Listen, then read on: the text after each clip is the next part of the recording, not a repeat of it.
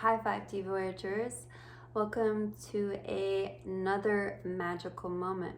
So, subliminals, yoga nidra, and how to use them to reshape and reform your belief system.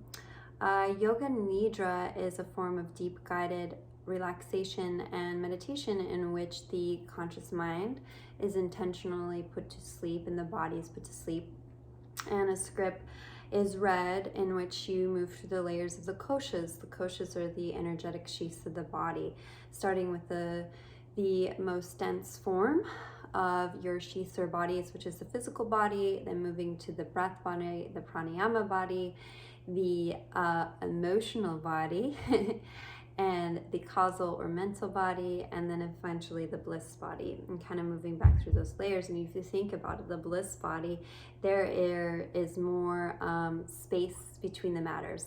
Your body is just energy at its most condensed form itself.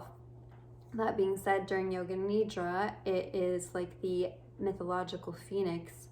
Is it mythological is the question. Burning out the samskaras, or the way the yogis refer to it as like the different belief systems. And like I said, I believe in this universal truth. I believe that a lot of different lineages, modalities use different language to describe the same concept. So in the form of Yoga Nidra, with the mind relaxed and the conscious mind kind of relaxed and the body relaxed, there doesn't have the ability to reject these beliefs that are coming in. Same thing with subliminals. During the ages from 0 to 7, most of us are kind of in this hypnotic belief theta state. And so the subconscious mind is wide open and very suggestible to kind of the beliefs that we're taking in from our environment. No, you're not broken. No, you're not, like, you're whole, complete, and healthy. But that being said, I choose to live a more noble and beautiful life. So I've been intentionally injecting, incepting, instilling new beliefs into myself through subliminals for the past year. So that being said, is yes, it's your belief in them that also makes it work too, but I 100% believe in the effectiveness of subliminals and yoga nidras to make remarkable transformations. And I have experienced it myself, because the conscious mind, the ego mind that's rooted in objective reality, which there's no such thing as objective reality, is, it's asleep. And the subconscious mind, the portal of the subconscious mind, is wide open. And so you can enter into that theta state and put these new beliefs in. And it's like you have this software program that's been running, and you have a shitty Windows program and has a lot of software bugs, and the virus protection's constantly popping up, and everything's running a little bit slower. And when you got the computer, it was perfect. It was amazing. It was wonderful. But then it's gotten a little bit corrupt. So it's almost like shutting, you put in the new software code, and then you shut down the computer, and it does a reboot, and the whole grid comes back up online. So that is a little bit of an introduction in how to use subliminals and yoga nidra to make some beautiful transformations in your body. And for myself, as I give yoga nidra to people, I actually receive it too. So I enjoy recording yoga nidra. I enjoy recording subliminals because I also receive that myself. When the subconscious mind or the conscious mind is asleep too, there's less resistance to move through. I do love one of the other coaches, Dylan James, is an amazing subliminal track. Limitless Manifester, that's incredible. But also that you will be able to release and move through things through the sleep state and the dream state and the astral state as well. So you'll process out a lot of those limiting beliefs and things in your belief system through the astral state as well. I've been recording my own subliminals now for a year. And one of them what I put that was everybody in my reality is loyal and honest. And I had nightmares for a while. And I had a person who was very dishonest with me sitting in my dream laughing at me why I was saying these beliefs in my dream. So that belief was being released in the dream.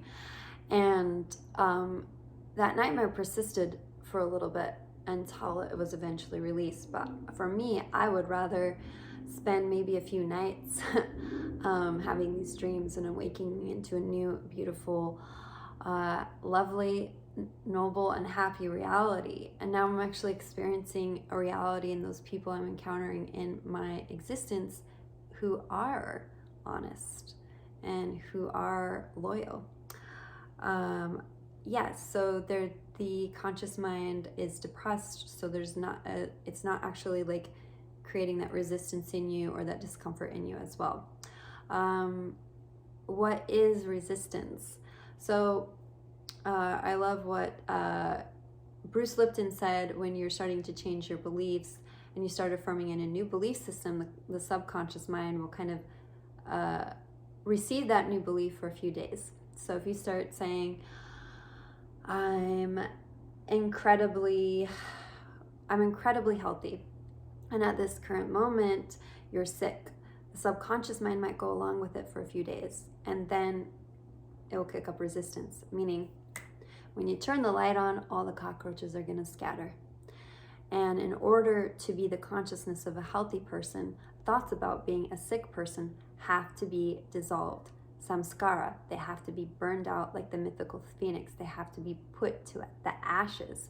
They gotta, and this, like I said, I love the belief that Dylan James said that this can happen instantly. However, if it doesn't, this is like what's going on in this approach to it as well. So it's being, some people refer to it as the purge. I refer to it as dimensional deconstruction, or the samskara, the burning of those belief systems as well. So the brain will go along with it for a few days, and then it will kick up this kind of resistance because the subconscious mind, which is the second dimension, the programming which you experience, your reality around you, the third dimension, works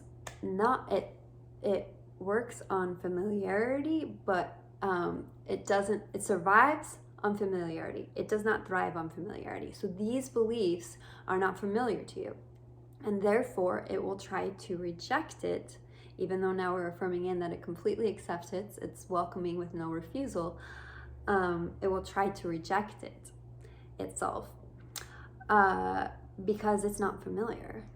It's the uncanny coming in, but as you persist in putting in these new beliefs and the repetition of it and repeating it over and over again, it will eventually shift and conform to the new belief system that you want. So it's just a little bit of the software bugs and putting in that new software code program, and then having that beautiful software code come in and rewrite everything up. And you can liken the time of sleep is like the computer shutting down to restart back up. So I really love subliminals. I think they're amazing and super effective.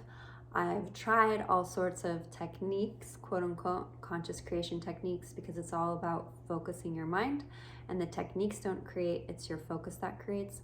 So affirmation, scripting, visualization, self-talk are the things that actually are creating, they're the techniques to focus your mind, and it's the focus of your mind. So I like to just, hey, if I can fall asleep listening to something and wake up each day in a new state and a new belief system, completely embodied in that, that's really beautiful. So this is another magical moment, a little longer than a moment. I love you, I value, I accept you.